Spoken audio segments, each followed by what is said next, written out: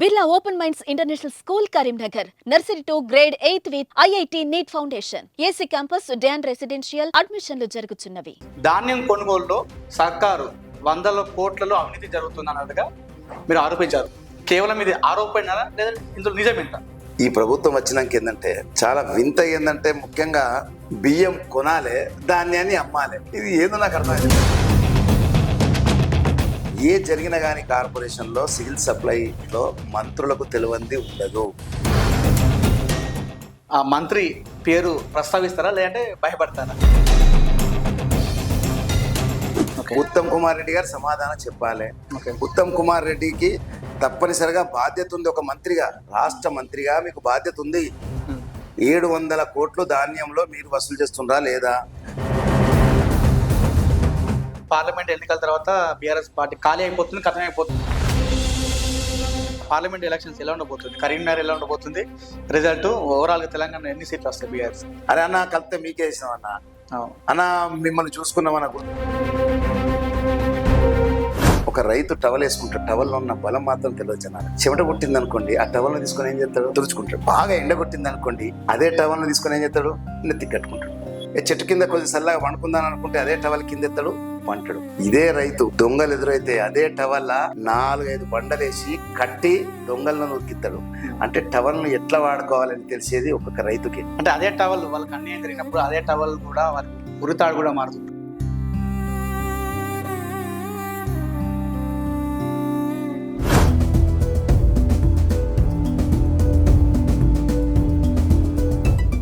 నమస్తే, welcome to Suma TV Karimnagar. నేను మీ అనిల్. ప్రస్తుతం మనతో ఉన్నారు సివిల్ సప్లై కార్పొరేషన్ మాజీ చైర్మన్, మాజీ మేయర్, బీఆర్ఎస్ సీనియర్ నాయకులు, అలాగే రెబల్ స్టార్ మన సర్దార్ రవీంద్ర సింగ్ గారు. ఒకసారి అన్నతో మాట్లాడు. అన్న నమస్తే. నమస్తే అన్న. అన్న, ప్రస్తుతం రాష్ట్రంలో అలాగే కరీంనగర్లో జరుగుతున్న రాజకీయ పరిణామాలపై మనం కొంచెం చర్చిద్దాం. నా మొదటి ప్రశ్న, ఇటీవల మీరు ఒక ప్రెస్ మీట్ పెట్టడం జరిగిందన్న. దానిలో సంచలన ఆరోపణలు చేశారు. అదేంటంటే ధాన్యం కొనుగోలులో సర్కారు వందల కోట్లలో అవినీతి జరుగుతుందన్నట్టుగా మీరు ఆరోపించారు. కేవలం ఇది ఆరోపణ లేదా ఇందులో నిజమేంట? 100% ఆరోపించిన 100% నిజం.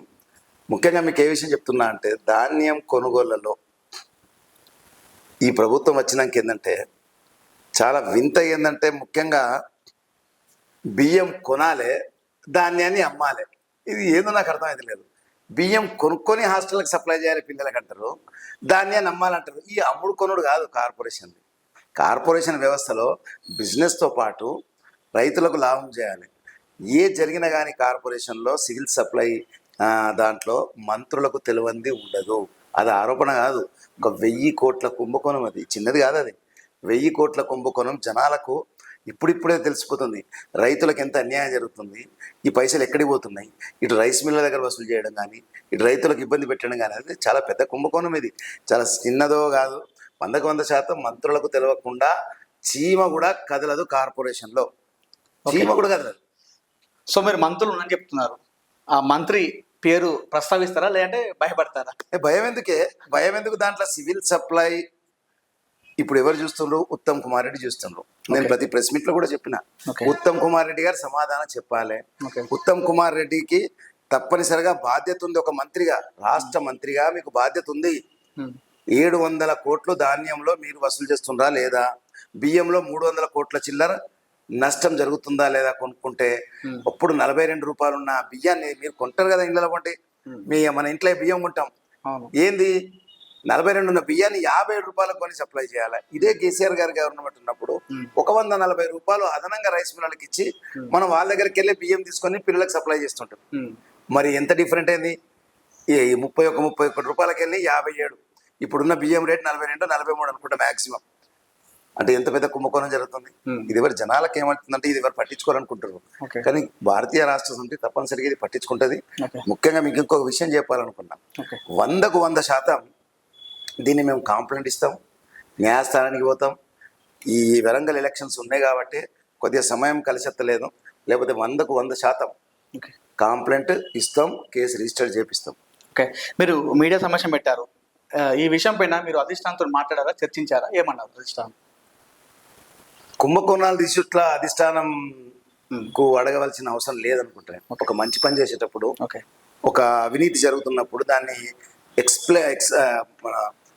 బయటకి తెలియపరచడం అనేది తప్పులేదు.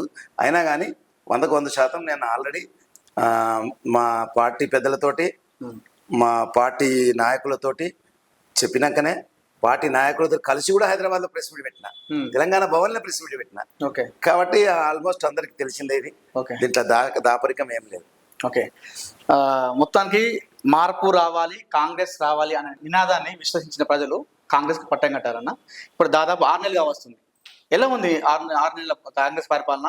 జనం మెచ్చేలా ఉందా? రైతులకు న్యాయం జరుగుతుందా? ఇప్పుడు రైతులకు మందలిస్తే బోనస్ పడ్డదా అంటే పడలేదు. 500 క్వింటల్కి బోనస్ ఇస్తానని, అది ఇంకొకటి ఆయన మేనిఫెస్టో పెట్టుకున్నది, మనం చెప్పింది కాదు. అది ఏదో మేము డిమాండ్ చేస్తలేం. రేవంత్ రెడ్డి గారే స్వయంగా క్వింటల్కు 500 నేను బోనస్ ఇస్తా అన్నాడు. ఇదేదో మేము వట్టి గంటలేము, ఎన్నికల ప్రచారంలో అన్నాడు. అయితే జనరల్గా రైతులకు ఏముంటుంది, ఇన్ని క్వింటలు పండితే ఇంత రూపాయల బోనస్ వస్తుందనే ఒక ఆతృత ఆలోచన ఉంటుంది. అబద్ధాలు చెప్పి చెప్పి చెప్పి చెప్పి చెప్పి ఓటు సంపాదించుకున్నారు. ఈరోజు రైతులు ఎక్కడి పోయినా ఏమంటున్నారంటే, దేవుడు లాంటి కేసీఆర్ గారిని వదిలేసాం సార్, ఇవన్నీ మాకు బోనస్ 10 మన రైతు భరోసా పేరు మార్చి 15,000 ఇస్తా అన్నాడు, ఇప్పటిదాకా పడలేదు. 500 క్వింటల్ బోనస్ అన్నాడు, అది ఇప్పటి పడలేదు. ఈ రకంగా ఇప్పుడు విత్తనాలు చూడండి, మీరు ఎప్పుడన్నా కేసీఆర్ గారు ఉన్నప్పుడు లైన్ కట్టిన పరిస్థితి లేదు. ఈరోజు ఇబ్బందికర వాతావరణం ఉంది. ఇంకొకటి కల్లాలలో మీరు వండి, ఇప్పుడు కూడా ఈ రోజు కూడా టుడే కనీసం ఈ జిల్లాలో ఉత్తమ్ కుమార్ రెడ్డి ఇన్ఛార్జ్ ఉన్న జిల్లా చెప్తున్నాను, వేరేదంటే కరీంనగర్కి ఆయన ఇన్ఛార్జ్ మంత్రి. ఆయన ఉన్న ఇన్ఛార్జ్ మంత్రిగా ఉన్న జిల్లాలో కూడా ఇంకా 1,52,00,000 రూపాయలు, 2 లక్షల ధాన్యం తీసుకోవాల్సింది రైతుల దగ్గర. మరి మీరు చివరిగా వస్తుంది ఏడ పెడతారు ధాన్యాన్ని ఎక్కడ పెడతారు అని అడుగుతారు. మేము అడిగిన ప్రశ్న ఏంటంటే చాలా సింపుల్గా, చాలా ఈజీగా అడిగిన మనకు. మొత్తం ఈ తతంగాన్ని బయటికి తీసింది నేనే. కానీ దీనికి ముఖ్యంగా ఏంటంటే, ఎప్పుడు రావాల్సి వచ్చిందంటే, అన్ని గోదాములలో ప్రభుత్వం తీసుకున్న ప్రభుత్వ గోదాములు అన్నీ కూడా ఈరోజు ప్యాడీతోటి నిండి ఉంది, వరి ధాన్యంతో నిండి ఉంది. మరి తీసుకున్న వరి ఎక్కడ పెడతారు? ఇంటర్మీడియట్ గోదాము తీసుకున్నాం. ఇదే టైంలో ఇంటర్మీడియట్ గోదామ్స్ తీసుకుంటాం మేము. ఏంది, స్కూల్స్ కానీ హాస్టల్స్ కానీ మిగతా ఎక్కడైనా గోదాం ప్రైవేట్ వాళ్ళు మాకు కిరాయికి ఇస్తే కానీ అవి తీసుకొని మనం ప్యాడీని స్టోర్ చేస్తాం. 6-7 నెలలకెళ్ళి ప్యాడీ స్టోరే ఉంది. అది ఖరాబ్ కాదా? దాన్ని తీయవు, దాన్ని వాడవు. ముఖ్యంగా మళ్ళీ రైతులు తీసుకున్న దాన్ని ఎక్కడ పెడతావు? సింపుల్గా ఇది ప్రతి ఒక్క రైతుకు తెలిసిపోతుంది, ప్రతి ఒక్క రైస్ మిల్లర్కి తెలిసిపోతుంది, ప్రతి ఒక్క నాయకునికి తెలిసిపోతుంది. అంటే సీజన్ ఇది. రైతులు పర్చేసింగ్ చేసే మన వరి కొనుక్కునేటప్పుడు ఇది సీజన్ కదా, అందరి మైండ్ అటే ఉంటుంది. ముఖ్యంగా కేసీఆర్ గారు ఇదే టైంలో రోజుకు రివ్యూ చేస్తుండే, తెలుసా? ఎవ్రీడే రివ్యూ, ఎవ్రీడే ఫోన్ల ద్వారా రివ్యూ చేస్తుండే. ఎంత పైసలు ఉన్నాయి బాకీ, ఎంత వరి తీసుకున్నాం, ఎన్ని గోదాములు ఖాళీ ఉన్నాయి, ఇంకా గోదాములలో ఎంత పెట్టాలి, ఏమైనా ఇంటర్మీడియట్ గోదాములు తీసుకున్నారా, ఇవి రెగ్యులర్గా అడుగుతుండే కేసీఆర్ గారు. రెగ్యులర్గా నేను చెప్తున్నదా, ఒక రైతు బిడ్డగా రైతుల గురించి నిత్యం అడిగే ఏకైక వ్యక్తి నేను చూసిన. నేను సివిల్ సప్లై చైర్మన్గా 8 నెలలు చేసిన. 8 నెలల్లో నాకు ఒకటే సీజన్ వచ్చింది. ఒక సీజన్ టైంలోనే నేను ప్రమాణ స్వీకారం చేసిన కాబట్టి దాన్ని బట్టి నాకు ఏమర్థమవుతుందంటే, కేసీఆర్ గారి ఆలోచన విధానం రైతుల మీద ఎంత ప్రేమ ఉందో నా కళ్ళారా చూసింది. చాలా గొప్ప వ్యక్తి దాంట్లో, రైతుల గురించి మాత్రం. ఓకే, మీరేమో మార్పు వచ్చింది జనరల్ అని అంటున్నారు. కాంగ్రెస్ ఏమంటుందంటే, ఈ పార్లమెంట్ ఎన్నికల తర్వాత బీఆర్ఎస్ పార్టీ ఖాళీ అయిపోతుంది, ఖతం అయిపోతుందని వాళ్ళు ఆరోపిస్తున్నారు. ఇప్పుడు కేసీఆర్ గారు ఉద్యమం మొదలుపెట్టినప్పుడు ఆయన పోస్టుకు రాజీనామా చేసినాక ఈ పార్టీ ఉండదన్నారు. రాజీనామా చేసినాక చాలా మంది రాజీనామా చేస్తే సగం మంది గెలవలేదన్నారు, ఇక పార్టీ పోయిందన్నారు. అయినా కానీ కేసీఆర్ గారు బలంగా నిలబడి తెలంగాణ సాధించారా లేదు? 10 సంవత్సరాలు నిజంగా కూడా కరెంటు గురించి ఒక్కసారి ఆలోచించండి. కరెంటు పోతుందా? ఇప్పుడు కరెంటు పోంది రోజులు, ఇప్పుడు వింత అయిపోయింది. ఇది కరెంట్ ఎప్పుడు వస్తుందా అని చూసే పరిస్థితి వచ్చింది మనకు. ఒక్క నిమిషం కూడా కరెంటు పోని పరిస్థితి. అటువంటి దాంట్లోకి వెళ్ళి ఈ రాష్ట్రాన్ని నిజంగా 2 పంటలు పండించే ఈ రాష్ట్రం దేశంలోని మొదటి స్థానం తీసుకొచ్చింది కేసీఆర్ గారు. ఇంకొక చిన్న ఎగ్జాంపుల్ చెప్తా. కేసీఆర్ గారు 2014లో ప్రమాణ స్వీకారం చేసినప్పుడు ఈ రాష్ట్రంలో ఉన్న రైస్ మిల్లు ఎంత అంటే 1400 ఓన్లీ రైస్ మిల్లు తెలంగాణలో. కేసీఆర్ గారు ప్రమాణ స్వీకారం చేసిన తర్వాత నా 3 సంవత్సరాలు 4 సంవత్సరాల లోపల 3,500 రైస్ మిల్ అయినాయి ఈరోజు. ఎట్లయినవి? ఇండస్ట్రియల్ డెవలప్మెంట్ అయింది, కార్మికులకు ఉపాధి దొరుకుతుంది, ఆ? వరి బాగా పండింది కాబట్టే రైస్ మిల్ ఎక్కువ బిజినెస్ అయింది. కాబట్టి ఇది బిజినెస్ ఇంప్రూవ్మెంటే కదా, ఇండస్ట్రియల్ డెవలప్మెంట్ అయినట్టే కదా, కొందరికి ఉపాధి దొరికినట్టే కదా, ఏదో రకంగా ఉపాధి దొరికినట్టే కదా.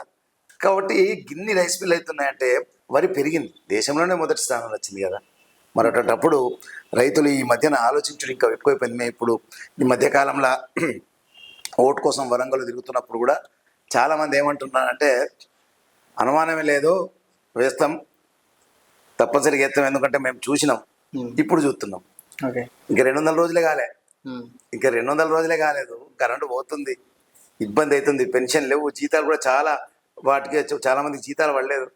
ఓకే, సో వాళ్ళు అదే అంటున్నారన్న. వాళ్ళు ఏమంటున్నారంటే మేము వచ్చి 200 రోజులు అవుతుంది, 10 ఏళ్ళలో ఏం చేయలేదు, మేము 200 రోజులలో మాకు ఇప్పుడే టైం కావాలన్నట్టుగా వాళ్ళు ఆరోపిస్తున్నారు మేము. ఆయన ప్రతి స్పీచ్లో మీరు చూడండి, రేవంత్ రెడ్డి గారు మాట్లాడేటప్పుడు డిసెంబర్ 9 నాడు 2 లక్షల రుణమాఫీ, మీరు ఇప్పుడు పోయి తొందరగా తీసుకోండి, నేను ప్రమాణ స్వీకారం చెప్తారా 9 తారీఖు నాడు అన్ని మాఫీ చెప్తాన్నారు, మీరు ఎంత తొందరగా తీసుకోవాలి, మేమనలేదు, ఆయననే అన్నాడు. అంతేనా? క్వింటల్కు నేనే ఇస్తా అన్నాడు 9 తర్వాత, మేమనలేదు, ఆయననే అన్నాడు. ఇవన్నీ జూట మాటలు కదా. ఓకే, కాబట్టి ఇప్పుడు జనాలకు అర్థమైపోయింది, అరే ఆ రోజు ఆయనే అన్న మాటలు నిలుపుకుంటలేడు. 2,500 మహిళలకి ఇస్తా అన్నాడు స్పైస, 2,500 ఒక్కల కన్నా వేసింది సింగల్. మన ఇంట్లో కూడా లేడీస్ ఉన్నారు కదా, వేసిండ్రా?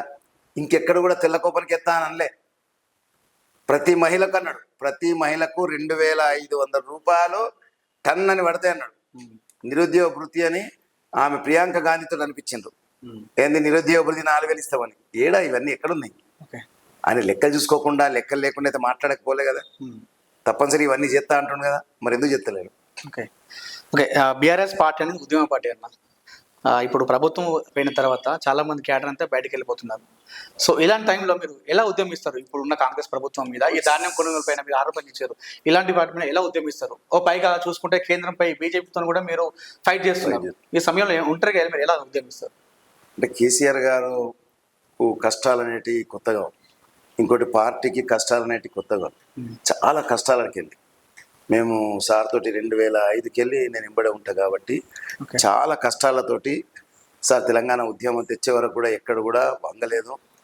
ఎన్ని ఏమంటారు లాలుచిగా ఎంత ఇచ్చేస్తాం నీకు కేంద్ర మంత్రి ఇచ్చినా కానీ దాన్ని రాజీనామా చేసిండు, ఎంపీగా రాజీనామా చేసిండు, రాజీనామాని లెక్క చేయలేదు. అంటే ఉద్యమ పార్టీ అన్నప్పుడు ఈ ఉడుదుడుకులు ఉంటాయి. ఇంకొకటి జనరల్గా సర్వసాధారణంగా ఏంటంటే భాష, గవర్నమెంట్ లేనప్పుడు బిజినెస్ చేసుకునే వాళ్ళు, తర్వాత ఈ కేవలం బిజినెస్ తోటి బతికే రాజకీయ నాయకులు పార్టీలు మారుతారు. కానీ మాలాంటి వాళ్ళకి ఏముంటదంటే ఫక్తు మేము రాజకీయ నాయకులు ఎక్కడికి వెళ్ళి మన స్టూడెంట్ లీడర్కి వెళ్ళాం కాబట్టి పార్టీ రాబోయే రోజుల్లో మంచి స్థానాలు ఉంటుంది. నేను చెప్తున్నా కదా, కేసీఆర్ గారు మళ్ళీ పూర్వ వైభవం రాబోతుంది. మీరు ఇప్పుడే చూసుకునే కదా వాళ్ళు ఎంత కొట్లాడుకుంటున్నారు, వాళ్ళకు ఉన్నదైతేనే ఆక్సిజన్ మీద నడుతుంది, 5గురు ఎక్కువ ఆక్సిజన్ మీద నట్టే కదా. ఆక్సిజన్ నడుతుంది, ఒక 10 మంది అటు ఇటు అయితే కథమే కదనే గవర్నమెంట్. వాళ్ళిచ్చే వాళ్ళే భయపడుకుంటారు, వాళ్ళిచ్చే వాళ్ళే కాపలా చేసుకుంటారు, వాళ్ళిచ్చే వాళ్ళే ఒకరి నీడని చూసి ఇంకోటి భయపడుతుండ్రు. కోమటిరెడ్డి వాళ్ళ బ్రదర్స్ ఏమంటారు, మేము తప్పనిసరిగా ముఖ్యమంత్రి అవుతామంటారు ఎక్కడో కాడ, మేము ఊరుకునేది లేదంటాడు. ఆ రాజగోపాల్ రెడ్డిని మంత్రి కావాలంటాడు, మీరు చూస్తారు కదా. సో దట్ ఈజ్ కేసీఆర్ గారు తప్పనిసరిగా మళ్ళొక శక్తిగా ఈ రాష్ట్రాన్ని మళ్ళీ పరిపాలిస్తారు. మళ్ళీ దేశంలోనే మళ్ళీ తెలంగాణ మళ్ళొక్కసారి కేసీఆర్ గారి ముఖ్యమంత్రి అవుతారు. మీరు చూస్తూనే ఉండరు, నేనుంటా మీరుంటారు, మనం చూసుకుంటాం. అంటే మీరు అన్నాడు ఇందాక కాంగ్రెస్ పార్టీలో గొడవలు జరుగుతున్నాయి, అంతర్గత విభేదాలు అన్నాడు. అంటే ఈ మధ్య కాలంలో అలాంటి ఏం జరగలేదు కదా. ఇప్పుడు గొడవలు జరిగేటి అనేది బయట పడేవి. జనరల్ గా మీరు వార్తల్లో చూస్తుంటారు అంటారు, ఎవరికి కూడా వాళ్ళ దాంట్లో చాలా మంది ముఖ్యమంత్రులు ఉంటాయి. ఒకటి ఇంతమంది ముఖ్యమంత్రితోటి ఎట్లా నడుతుంది రాష్ట్రం? ఇప్పుడు ఉత్తమ్ కుమార్ రెడ్డి గారు సివిల్ సప్లై మినిస్టర్, చాలా అంటే ప్రెస్టీజ్ చేసుకుంటారు. ఇది ఎట్లుంటుందంటే రైతుతో సంబంధాలు ఉంటాయి, ప్రజలతోటి ఎవరెవరైతే పీడిఎస్ రైస్ తీసుకుంటుండ్రో, రేషన్ బియ్యం తీసుకుంటుండ్రో వాళ్ళతో సంబంధాలు ఉంటాయి, రైస్ మిల్లర్తో సంబంధాలు ఉంటాయి. అంటే దాదాపు 80% 70% జనాలతోటి సంబంధం ఉన్న ఏకైక పోస్ట్ ఇది. అటువంటిప్పుడు ఎంత బ్రహ్మాండంగా పరిపాలించాలి. ఏడా ఒక రివ్యూ మీటింగ్ లేదు, పోనీ ఇన్ఛార్జ్ మినిస్టర్ కరీంనగర్కి వచ్చిన ఒక రివ్యూ మీటింగ్ పెట్టిండా? మరి ఎంత వస్తుంది, పంట ఎంత వస్తుంది, ఎన్ని ఎన్ని లారీలు కావాలి మనకు, ఎన్ని గన్ని బ్యాగ్స్ కావాలి మనకు, మరి ఏ రకంగా మీరు దీంట్లో ఇన్వాల్వ్ చేస్తున్నారు ఆఫీసర్లను? ఎక్కడ ఏం లేదు సార్. దానిచ్చి అదే నడుతుంది కదా, ఎవరి పాపన వాళ్ళు కదా అన్నట్టు, దాని చెప్పని అదే నడుతుంది కదా, మనకి ఏందన్నట్టు, మన పోస్ట్ ఉంది కదా అన్నట్టు బిహేవ్ చేస్తుంటారు. అది కానే కాదు. రాజకీయ నాయకుడు అనేటోడు తప్పనిసరిగా రైతులతోటి ప్రజలతోటి మమేకం కావాలి సార్. మమేకం కాకుండా నువ్వు జై జవాన్ జై కిసాన్ అన్నోనివి, జై జవాన్ అంటున్నావు కానీ ఇక్కడ నై కిసాన్ అంటున్నావు కదా. కిసాన్ చాలా ఇంపార్టెంట్ కదా. రైతు లేని రాజ్యం లేదు. రైతు లేకపోతే మన బతుకులు ఎట్టుంటే చూసుకోవాలి ఒకసారి. కాబట్టి ఇది ఆయన ఆ శాఖకు న్యాయం చేస్తలేడు. ఇంత అవినీతి జరుగుతున్న ఒక మాట మాట్లాడాడు. టెండర్ల గోల్మాల్, ఇది 100% రుజువు చేయవలసింది. ఒక మంత్రిగా ఉండి తప్పనిసరిగా ఇవన్నీ చూడాలి. నాకు తెలియదు, నేను చూడలేదు, నాకు తెలియకుండా, అది చాలా పొరపాటు. నేను చైర్మన్గా చేసిన కాబట్టి ప్రతిదీ కూడా మంత్రికి తెలియదు కాదు, ప్రభుత్వానికి తెలియదు కాదు. సో అంటే ఇందులో ఉత్తమ్ కుమార్ రెడ్డి అయితే చేతి వాటం ఉందంటారు ఖచ్చితంగా. టెండర్లలో గోల్మాల్ జరిగిందంటే ఎందుకు జరిగింది, ఎవరి మీద లాల్చి, ఎవరు నిందించాలి మేము? నింది ఎవరి మీద వేయాలి చెప్పండి. ఉత్తమ్ కుమార్ రెడ్డి మంత్రి. ఉత్తమ్ కుమార్ రెడ్డి మంత్రి అయినప్పుడు ఆయనకు తెలియకుండా అయితే కాదు కదా, సంబంధిత మంత్రి కాబట్టి 100% దాంట్లో అనుమానం లేదు సార్.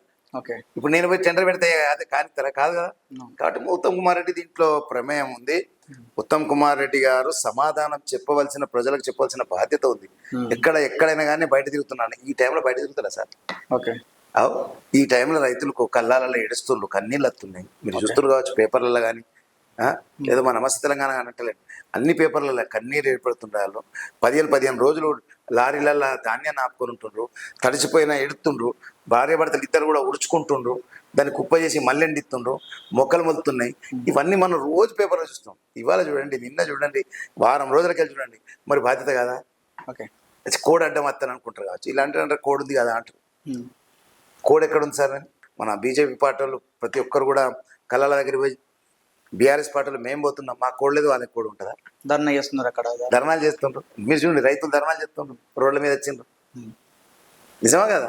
ఇది బాధ్యత. ఇది ఏదైనా పోస్ట్లో ఉన్నప్పుడు బాధ్యతాయుతంగా వ్యవహరించాలి. ఒక మంత్రిగా నేను వచ్చినాక మాట్లాడతా, వచ్చినాక చేస్తా అంటే అది కాదు కదా. ధాన్యం కొనుగోలు కాకుండా ఇంకేం గుర్తించారు మీరు సమస్యలు, ప్రజా సమస్యలు ఈ కాలంలో అవినీతిలో? అంటే ముఖ్యంగా ఇప్పుడు ఎక్కువగా నడుస్తుంది, మీరు చూడండి, ధాన్యం మీదనే ఎక్కువ నడుస్తుంది, రైతు సమస్య ఎక్కువ. దాంతో పాటు వాళ్ళు ఇచ్చిన ప్రామిసులు మాత్రం కూడా ఎక్కడ కూడా నెరవేర్చలేదు. ఎక్కడ కూడా ప్రామిసులు అనేవి ఎక్కడ కూడా నెరవేర్చలేదు. ప్రామిసుల నేను చెప్తున్నా కదా, ప్రజలందరూ కూడా ఏమనుకున్నారంటే మాకు మహిళలు ముఖ్యంగా ఒకటి బస్సు తప్పించి సార్, ఒక బస్సు తప్పించి ఏ ఒక్కటి వాళ్ళు చేసినా చెప్పాలి. యాజ్ రేవంత్ రెడ్డి ముఖ్యమంత్రిగా మీరు ఇచ్చిన మాటలన్నీ నేను గుర్తిప్పిస్తా. ఏది గుర్తిప్పి 4,000 పెన్షన్ అన్నారు. జనవరి పెన్షన్ ఏ కొట్టిండ్రు, జనవరి పెన్షన్ వాళ్ళే. 2,500 మహిళలకు అన్నారు, పోయింది. ఇంతవరకు రూపాయి పడలే. 4,000 నిరుద్యోగ భృతి అన్నారు, అది పడలే. పోనీయండి. బోనస్ అన్నారు, క్వింటల్కు 500. అదైతే ఎంత అన్యాయం అంటే రైతులకు మోసం చేయడం. అమాయక ప్రజలు రైతులు అంటే చాలా మంచోళ్ళే. రూపాయి కరప్షన్ లేకుండా ధాన్యాన్ని పండించి మనకి ఇస్తుంటే అలాంటి వాళ్ళకు మోసం చేస్తే పాపం తగలదా? రైతులకు మోసం చేసిన తప్పనిసరి పాపం తగ్గుతుంది సార్, ఏదో రకంగా. ముఖ్యంగా ఇది ఒకటి, 500 బోనస్ లేదు. రైతు బంధును, రైతు భరోసాని పెట్టి 15,000 ఇస్తా అన్నాడు, ఎక్కడేసిండు? ఎవరికైనా పడ్డాయా? ఇవన్నీ సింపుల్ వాళ్ళు చెప్పినాయి సార్. మేము ఎక్కడ కూడా నిందించే ముందు ఏదో అలిగేషన్ చెప్తున్నాం. మీరు చెప్పిన మాటలనే గుర్తిపిస్తున్నాం, మీరు చెప్పిన విషయాలనే గుర్తిస్తున్నాం. ఇవి మీరు చెప్పిన ఎందుకు చెప్తలేరు పైసా? గంతే మాది. వాళ్ళు అప్పుడు చెప్పారు, వాళ్ళే మళ్ళీ ఇప్పుడు చెప్తున్నారు. కొంచెం విడతల వారిగా వస్తుంటాయి, మెల్లమెల్లగా రిలీజ్ చేస్తామన్నట్టుగా వాళ్ళు చెప్తున్నారు. చేయండి సరే, ఓకే. విడతల వారి ఏమన్నారంటే క్వింటల్కు బోనస్ సన్న బియ్యాన్ని ఇస్తా అన్నారు. సన్న బియ్యం పండించేది ఎంత సార్ రైతులు? 10% అనుకుంటాం. నాకు తెలిసి మొత్తం మ్యాక్సిమం 10% పండిస్తాను. పండించే ధాన్యం మొత్తం కూడా దొడ్డు బియ్యమే కదా. దొడ్డు బియ్యానికే కదా ఇస్తా అన్నది. నువ్వు ఎక్కడ రాసిందా 10% పెట్టే వాళ్ళకి ధాన్యాన్ని వాళ్ళకే మేము రైతు క్వింటల్కు 500 ఇస్తామని ఎక్కడ అన్నాడా? లేనే లేదు. మేనిఫెస్టో మీరు చూసుకోండి ఆయన అన్నది. క్వింటల్కు 500 ప్రతి రైతుకి ఇస్తామన్నాడు, ప్రతి రైతుకి అన్నాడు. దొడ్డు బియ్యం సన్న బియ్యం అనలే. ఇప్పుడు మాట మార్చాడు. ఇప్పుడు ఏమంటున్నాడు, మొన్న బట్టి విక్రమ్ గారు పేపర్లో విన్నాను నేను, బట్టి విక్రమ గారును మన ఖమ్మం మంత్రి ఉన్నారు కదా, శ్రీనివాసరెడ్డి గారు ఇంకో ఆయన, వాళ్ళిద్దరు కూడా ఏమంటారంటే విడతల వారికి ఇస్తారట. ఓకే. సరే విడతల వారు అంటే ఏంది? సన్న బియ్యానికి ముందు ఇచ్చి దొడ్డు బియ్యానికి ఇయ్యరా? అది ఎక్కడ ఉందా? లేనే లేదు సార్. అది టు బి ఫ్రాంక్ మీరు చూసుకోండి, ఎక్కడన్నా ఉందా? సన్న బియ్యంకి ఇస్తాం మేము, దొడ్డు బియ్యంకి ఇయ్యం. అంతా ఏ బియ్యం అయినా 500 బోనస్ ఇస్తామని. ఓకే. ఎలా ఉండబోతుంది మరి ఉద్యమం, పోరాటం? ఇక పోరాటం నాప్పుడు లేదు. ఇక వాళ్ళు ఇచ్చిన హామీలు నెరవేర్చేంత వరకు భారతీయ రాష్ట్ర సమితి నిద్రపోదు. ఓకే. నిద్రపోనీయం. ప్రతి అంశంలో వాళ్ళు చేసే ప్రతి అంశంలో చాలా క్షుణ్ణంగా చదువుతాం, పరిశీలిస్తాం, వాటిపై పోరాడతాం. ఎన్ని న్యాయస్థానానికి పోవాలో అభిపోతాం, ఎక్కడ కూడా వదలం. ఎందుకంటే ఇచ్చిన మాటను నిలబెట్టకపోయిన మాత్రం వదిలేది లేదు. ఓకే. ఇప్పుడు కూడా ఎక్కడ పోయినా కానీ మేము ఒకటే అంటున్నాం, రైతుకు బోనస్ ఇస్తా అన్నాడా లేదా? మా ఆలోచన అంతా కూడా అంతే. మా మైండ్ అంతా ఎప్పుడేముంటది, రైతులు, ఇది రైతుల సీజన్, ఇది రైతులకు. ఏ పార్టీ అయినా రైతు పేరు చెప్పుకునే ప్రభుత్వం ఫామ్ చేస్తారు, రైతులు ముఖ్యంగా. కాబట్టి అలాంటి రైతుకు నువ్వు ఇబ్బంది పెట్టట్లా అని చెప్పలేదని క్షమాపణ అడుగుకోనండి. ఓకే. ఇదే రైతులు చెప్పానండి, నేను అన్న తప్పు అయిపోయిందా, పొరపాటు అయిపోయిందని అంటుండా? లేదు, దాన్ని మారుస్తున్నాడు, సన్న బియ్యం ముందు ఇస్తా అని. ఎంత సార్? 10% మ్యాక్సిమం నాకు తెలిసి అయితే 10% పండిస్తారు కావచ్చు. ఓకే. ఓకే. సన్న బియ్యాన్ని. కాబట్టి ఇది దోకా చేసే మాట, ఇది ఓకే, ఇది బేకూపు చేసే మాట. ఇది అది నేను ఏం చెప్తే అది నడుతుంది కదా అని రైతులను బేకూపు చేయడం, రాజకీయ నాయకులు బేకూపు చేయడం, అబద్ధం చెప్పడం ప్రజలు సహించరు, రైతులు సహించరు, పార్టీలు సహించరు, రాజకీయ నాయకులు కూడా సహించరు. ఓకే. అంటే ఈ ధాన్యం కొనుగోలు అవినీతి మీరు గుర్తించా అంటున్నారు కదా, ఎప్పుడన్నా స్థానిక మంత్రి పొన్నం ప్రభాకర్ ఎప్పుడన్నా అక్కడ తీసుకెళ్లారా ముచ్చటనే? ఎట్లా? ఇప్పుడు స్థానిక మంత్రి పొన్నం ప్రభాకర్ కరీంనగర్లో వాస్తవానికి ఇప్పుడు లేడు ఆయన. ఓకే. ఆయన విదేశాల్లో, అమెరికాలో ఉండడం తెలిసింది నాకు. ఓకే. కానీ 100% ఆయన కనుక జిల్లాకు వస్తే నా మొట్టమొదటి రిప్రజెంటేషన్ ఈ అవినీతి పైననే ఉంటుంది. ఓకే. అందరికి ఇస్తా, సిబిఐ కాంచెలు, ఈడీ కాంచెలు అందరికి ఇస్తాం మేము. ఓకే. ఇచ్చుకుంటూ యాజ్ ఏ మంత్రిగా కరీంనగర్కు కూడా అన్యాయం జరిగిందని ఆయనకు కూడా కలుస్తుంది. దాంట్లో అనుమానం. రాజకీయాలకు సంబంధం లేకుండా అన్ని పార్టీలను తోటి కలుస్తా, అందరికీ చెప్తా ఇంత అన్యాయం జరుగుతుందని, దాన్ని బహిర్గతం చేస్తా. ప్రజల శ్రేయస్ కోసం, రైతుల కోసం సార్, ముఖ్యంగా రైతులు. సరే, నేను అఫ్కోర్స్ నేను రైతు బిడ్డ కాకపోవచ్చు, నేను అర్బన్లోనే పెరిగిన, అర్బన్లోనే పుట్టిన, అర్బన్లోనే చదువులైంది కాబట్టి కాకపోవచ్చు, కానీ రైతులు అంటే బాగా ప్రేమ సార్, దాంట్లో అనుమానం లేదు. దేశానికి కేసీఆర్ గారి దగ్గర ఎక్కువ నేర్చుకున్నది అదే. రైతుల గురించి సార్ చెప్పే మాటలు గుండెలకు అతుక్కునే విధంగా ఉంటాయి. ఆమెకు రైతులు అంటే బాగా ప్రేమ. ఓకే. పార్లమెంట్ ఎలక్షన్స్ ఎలా ఉండబోతుంది? కరీంనగర్ ఎలా ఉండబోతుంది రిజల్ట్? ఓవరాల్ గా తెలంగాణ ఎన్ని సీట్లు వస్తాయి బీఆర్ఎస్ కి? మేము నిజంగా కూడా కేసీఆర్ గారి ఇంటర్వ్యూస్, కేసీఆర్ గారు ప్రచారంలో వెళ్ళిన తర్వాత చాలా మార్పు వచ్చింది. ఓకే. జనాలు వాలంటరీగా చూడవాలి, కానీ దాన్ని ఓట్ల లెక్క మార్చినాం అని మేము అనుకుంటున్నాం. ఓకే. ఓట్ల లెక్క మారి మాకు ఓట్లు పడ్డాయి అనుకుంటాం. మేము ఈజీగా 10 గెలిస్తేననే ఆలోచన అయితే ఉన్నాం. ఎందుకంటే ఓటర్ బయటపడతలేడు, ఓటర్ ఎవరికి వేసిండు అనేది ఎంత బహిర్గతం అయితలేడు.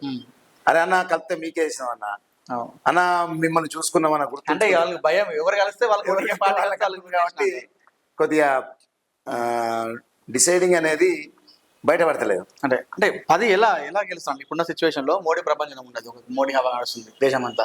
ప్రజెంట్ కాంగ్రెస్ గవర్నమెంట్ తెలంగాణలో ఉంది. ఎలా ఓవర్కమ్ చేస్తాయి? నేనైతే మీకు ఒక విషయం చెప్తా సార్, కాంగ్రెస్ ప్రభుత్వంలో ఉందనే కాంగ్రెస్ అంటున్నారు, కానీ నిజంగా వాస్తవానికి కాంగ్రెస్ రోజు రోజుకు చచ్చిపోతుంది.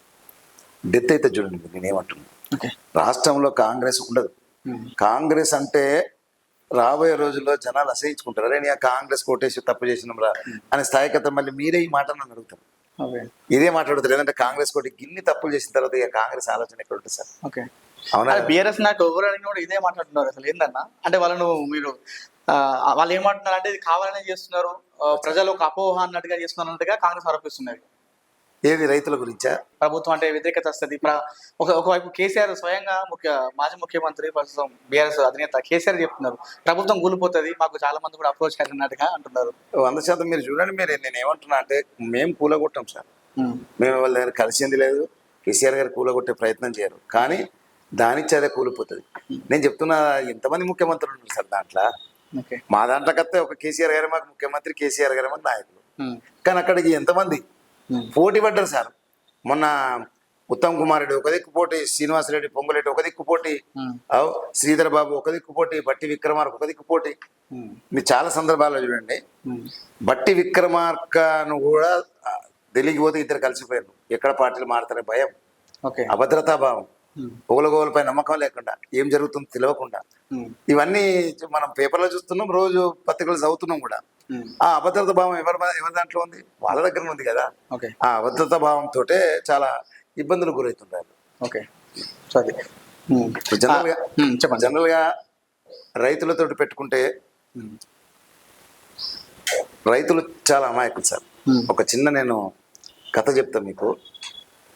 రైతులు దోతి కట్టుకొని ఉంటేనే రైతుకి ఏమనుకుంటామంటే మనం, ఈయన బోలా అనే అధికారులు కానీ నాయకులు కానీ కొంచెం చిన్నగా చూస్తారు.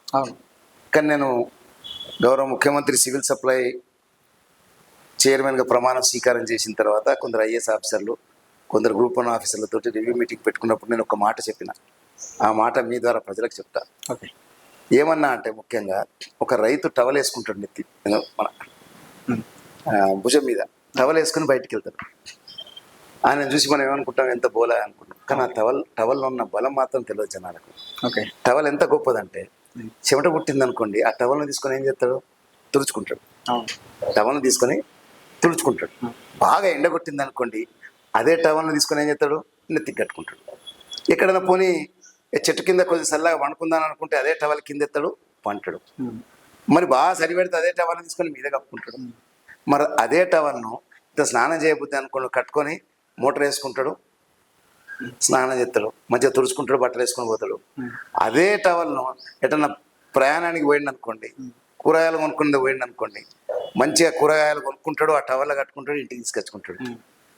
ఇదే రైతు దొంగలు ఎదురైతే అదే టవల్లా 4-5 బండలేసి కట్టి దొంగలను ఉరికిస్తాడు. అంటే టవల్ను ఎట్లా వాడుకోవాలని తెలిసేది ఒక్కొక్క రైతుకి. కాబట్టి ఈ రైతు ఇవే బండలు పెట్టి ఈ కాంగ్రెస్ ప్రభుత్వాన్ని కొట్టే అవకాశం వస్తుంది. తప్పనిసరిగా ఈ టవలే, ఆ రైతుల టవలే ఈ రేవంత్ రెడ్డికి శాపంగా మారుతుంది. రేవంత్ రెడ్డికి తప్పనిసరిగా కూలగొడుతుంది. ఆ టవల్ మీద మంచి సందేశం ఇచ్చారన్న. అంటే అదే టవల్ వాళ్ళకి అన్యాయం జరిగినప్పుడు అదే టవల్ కూడా వాళ్ళకి ఉరితాడు కూడా మారుతుంది. మారద్దనే కదా సార్, మారద్దనే కదా ఇదంతా. కేసీఆర్ గారు మారద్దనే కదా వాళ్ళు అంటారు. ఆ ఉరితాడు అనేది మారద్దు. రైతుకు సహాయం చేయాలి, రైతుకు కావాల్సిన పనులు చేయాలి. రైతు మన జనరల్గా రైతు కనబడే వరకు పెద్ద ఆఫీసర్ దగ్గర రైతు పోతే ఏమంటారు? ఉండే మాట్లాడుతుంటారు. అదే మంచి ఖద్దరు షర్టు, చెవుకు బంగారు కడం, పెద్ద దొడ్డు చైన్ వేసుకున్నాను అనుకోండి, ఫస్ట్ ఆయనకి విత్తరు లోపలికి. రైట్? అవునన్నా, ఇది ఎక్కడ చూసినా ఇదే. బ్యాంక్కి వెళ్ళినా, మీరు ఎక్కడ చూసుకోండి, రైతు లోన్ కోసం పోతే ఆయన బయట నిలబెట్టిస్తారు. కానీ ఆ టవల్ను చూస్తారు కదా రైతు, ఆ టవల్ను గుర్తు చేసుకోవాలంటే మీ ద్వారా జనాలకు తెలవాలి. రైతు టవల్ వేసుకున్నాడంటే బండలతోటి కొట్టే అవకాశం ఉంటుంది, ఎండకు కట్టుకునే అవకాశం ఉంటుంది, స్నానం చేసుకుంటే తుడుచుకునే అవకాశం ఉంటుంది, కట్టుకొని స్నానం చేసుకునే అవకాశం, ఇవన్నీ కూడా జనాలకు తెలవాలి. రాజకీయ నాయకులు కూడా రైతును ఎప్పుడు చిన్నగా చూడకూడదు. చూసినోడు మాత్రం సర్వనాశనం అవుతాడు. ఓకే అన్న, మీరు తెలంగాణ ఉద్యమంలో చురుగ్గా పాల్గొన్నారు, ఎన్నో పదవులు అనుభవించారు, మేయర్గా చేశారు, సివిల్ సప్లై కార్పొరేషన్ చైర్మన్గా చేశారు. ఇప్పుడు మీ భవిష్యత్తు ఏంటి అసలు? నా భవిష్యత్తు వాస్తవానికి నేను విద్యార్థి నాయకుడు. 1984లో మొట్టమొదటిసారిగా కాలేజ్ ప్రెసిడెంట్గా ఎన్నికైన ఎస్ఆర్ఆర్ కాలేజ్. నా తర్వాత 2-3 సంవత్సరాల తర్వాత పొన్నం ప్రభాకర్ గారు ప్రెసిడెంట్. మా ఇద్దరు రాజకీయాల్లో ఉన్నాం. దాని తర్వాత నా వృత్తిరీత్యా నేను న్యాయవాదిని. ఈ న్యాయవాదిగా ఒక సర్దార్జీగా నేను భారత ప్రెసిడెంట్ గెలిచిన. 5 పర్యాయాలు ఎక్కడ కూడా ఇబ్బంది లేకుండా మంచి మెజార్టీతో ఎక్కడ పోయి పోటీ చేసిన కాడ మళ్ళీ పోటీ చేయలే కార్పొరేటర్గా. 5 డివిజన్లు వేరే కాడ గెలిచిన. ప్రజలు నాకు ఆశీర్వదించారు, నేను వాళ్ళకి ఇప్పటికీ రుణపడి ఉంటా. ఆ రకంగా నేను మేయర్ అయినప్పుడు నేను తీసుకున్న సంక్షేమం 1 రూపాయికే నల్ల. కేసీఆర్ గారు పుట్టినరోజు 1 రూపాయికే నల్ల వేసింది. అది ప్రపంచం సృష్టించింది. ప్రపంచం వచ్చింది. తర్వాత ఏమైంది? 1 రూపాయికి అంత్యక్రియలు. ఎవరు చనిపోయినా ఈ సమాజంలో వారి అంత్యక్రియలు బాధతోటి చేయదు కుటుంబ సభ్యులు. ఆ అంత్యక్రియలు గౌరవప్రదంగా ఉండాలి. ఆ అంత్యక్రియలు గౌరవప్రదంగా ఉండి, ఎంత గౌరవంగా ఉండాలంటే, జనరల్గా మన మధ్య తరగతి వాళ్ళు కానీ, బీదలు ఉన్నారు కానీ, చనిపోతే పక్కింట్లో ఏమన్నా ఇస్తారా, చుట్టాలు ఏమన్నా అంత్యక్రియలు చేస్తారా అని ఎదురు చూసే స్థాయి. అవును, మనకు అలా చాలా జరిగినాయి అన్న బయట. ఆ. చాలా చాలా సందర్భాలలో చూసినా కాబట్టి నేను మేరైనా నాకు ఒక అవకాశం ఇచ్చింది కాబట్టి భగవంతుడు కేసీఆర్ గారి రూపాన నాకు అవకాశం ఇచ్చింది కాబట్టి ఈ నగరంలో ఎవ్వరు చచ్చిపోయినా ఒక్క రూపాయికి అంత్యక్రియలు తీసుకొచ్చిన, ఒక్క రూపాయికి అంత్యక్రియలు తీసుకొచ్చిన ఆ భగవంతుని ఆశీర్వాదం, కేసీఆర్ గారు ముఖ్యమంత్రితో ఆశీర్వాదంతో ఇప్పటికి కూడా ఈ రోజు కూడా ఒక్క రూపాయికి అంత్యక్రియలు. ఇంకా సరస్వతి ప్రసాదాన్ని తీసుకొచ్చినాను.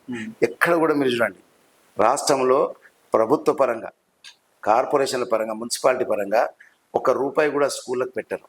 కానీ నేను వచ్చినాక ఏం చేసిన అంటే ఒక్క రూపాయికి మన సరస్వతి ప్రసాదం పిల్లలందరికీ కూడా వాళ్ళు ఇంకొక 2-3 గంటలు ఎక్కువ చదవాలని వాళ్ళకి సాయంత్రం పూట స్నాక్స్ పాలు ఇచ్చడం మొదలుపెట్టిన. ఎందుకంటే రిజల్ట్ బాగా రావాలి నా నగరానికి, నా జిల్లాకు. ఆ రకంగా చేసిన. మహిళలకు కూడా ఒక మంచి స్కీమ్ను పెట్టింది గౌరవ అప్పటి మున్సిపల్ శాఖ మంత్రి గారు కేటీఆర్ గారు వచ్చి ఇనాగ్రేషన్ చేశారు. మన దగ్గర మహిళల్లో ఒక బిడియం ఉంటుంది, నాప్కిన్స్ కొనాలంటే, ఓకే, ఎక్కడికి పోవాలంటే మెడికల్ స్టోర్కి పోవాలన్నా మొగోళ్ళు ఉంటే తీసుకొని, ఇంకా మనం ఆ సమాజంలో ఉన్నాం మనం. కాబట్టి వాళ్ళకి ఇబ్బంది కలగద్దని నేనేం చేసిన అంటే గర్ల్స్ కాలేజెస్లలో, గర్ల్స్ హాస్టళ్లలో, గర్ల్స్ కాలేజ్ స్కూల్స్లలో అక్కడ ఒక మిషన్ పెట్టిన. ₹1 ఎత్తేనే నాప్కిన్ వచ్చేస్తుంది. ఓకే, మళ్ళీ డిస్ట్రాయ్ కూడా ఎక్కడో చేసుడు కాదు. ఇంకొకటి మన దగ్గర లేడీస్ లేదంటే వాడుకున్న నాప్కిన్స్ కూడా బయటపడేసిన వాళ్ళు సిగ్గుపడతారు. మీరు చూడండి, ఎందుకంటే మేము మబ్బులు 5:30కు మేయర్గా ఉన్నప్పుడు చూస్తున్నాను, నేను వస్తుంటే నిన్న వాడ తిరుగుతుంటే బయట పడేసేందుకు కూడా సిగ్గుపడే తత్వం మన కల్చర్ అది. మనది దాన్ని వీ కెనాట్ దాన్ని మార్చుగా మన కల్చర్ మనకు నేర్పించిన కల్చర్లో ఉంది. కాబట్టి ఆ డిస్ట్రాయ్ను కూడా స్కూల్కు తీసుకొచ్చే, హాస్టల్ తీసుకొచ్చి ఒక మిషన్ పెట్టిన అక్కడనే ఆవిరైపోతుంది. ఇటువంటి చాలా పథకాలు ప్రభుత్వ పరంగా, నగరపాలక సంస్థ పరంగా చేయవలసినవన్నీ కూడా వాటిని చేసిన. కాబట్టి రాబోయే రోజుల్లో 100% కేసీఆర్ గారు ఇప్పుడు ఎమ్మెల్సీ ఎలక్షన్స్ గ్రాడ్యుయేట్ ఉన్నాయి కాబట్టి నేను విద్యార్థి నాయకునికి వెళ్ళొచ్చిన, ఒక న్యాయవాదిగా ఉన్నా కాబట్టి ఒక గ్రాడ్యుయేట్ ఎమ్మెల్సీ ఎలక్షన్స్లో పోటీ చేయాలని మాత్రం అనుకున్నా. మంత్రివర్యుల మాజీ మంత్రివర్యులు కేటీఆర్ గారిని, హరీష్ రావు గారిని అడిగినా వాళ్ళు సానుకూలంగా స్పందించారు. ఒక ముఖ్యమంత్రి, మాజీ ముఖ్యమంత్రి కేసీఆర్ గారిని కలవాలి, కలిసి అడగాలి, అదొకటే కోరిక. ఎందుకంటే ఎన్నికల్లో పోటీ చేయాలని ఉంది. తప్పనిసరిగా అందులో కూడా కొత్త కొత్త స్కీములు తీసుకొస్తాను నేను. మీరు ఓకే అంటే కేసీఆర్ కాదంటారా? చేయాలని డిసైడ్ అయిపోయినాను. అంటే తప్పనిసరిగా చేస్తాను. సఖ్యత ఉంటారు సఖ్యత ఉంటే సార్ను మాకు సార్ దగ్గర నేర్చుకున్నది విపరీతంగా ఉంది. ఇవన్నీ సార్ దగ్గర కూర్చుంటే కొత్త కొత్త విషయాలు చెప్తారు సార్. అవన్నీ కూడా రైతులకు కానివ్వండి, మిగతా ఇష్యూస్ కానివ్వండి, వాటర్ గురించి చాలా విషయాలు నేర్పుతుంటారు సార్. కాబట్టి చాలా చక్కగా సార్ దగ్గర నేర్చుకున్నాం. కాబట్టి తప్పనిసరిగా రాబోయే ఎన్నికల్లో నా భవిష్యత్తు, ఇప్పుడు ఎమ్మెల్సీ ఎలక్షన్స్ 7 నెలలు ఉంది, పోటీ చేస్తా. మీ అందరి ఆశీర్వాదం కావాలి, నా ప్రజలందరూ ఆశీర్వాదం కావాలి అని కోరుకుంటున్నా. ఓకే అన్న, మీ విలువైన సమయం మాకు వెచ్చించి ఇంటర్వ్యూ ఇచ్చినందుకు థ్యాంక్ యూ వెరీ మచ్. మీరు నా ఇంటర్వ్యూ తీసుకున్నందుకు I'm very much happy. Plus Suman TV మధ్యకాలంలో బాగా ప్రచారంలోకి వచ్చేసింది. సుమన్ టీవీ ఇంటర్వ్యూస్ ప్రతి ఒక్కరు చూస్తున్నారు, నేను కూడా అందరి చూస్తుంటా ఇంటర్వ్యూస్, రోజు ఒక కొత్త ఇంటర్వ్యూస్ ఉంటాయి. కాబట్టి ఈరోజు సుమన్ టీవీ కూడా మంచి పేరు ఉంది. Thank you very much. ధన్యవాదాలు. థ్యాంక్ యూ అన్న, ధన్యవాదాలు.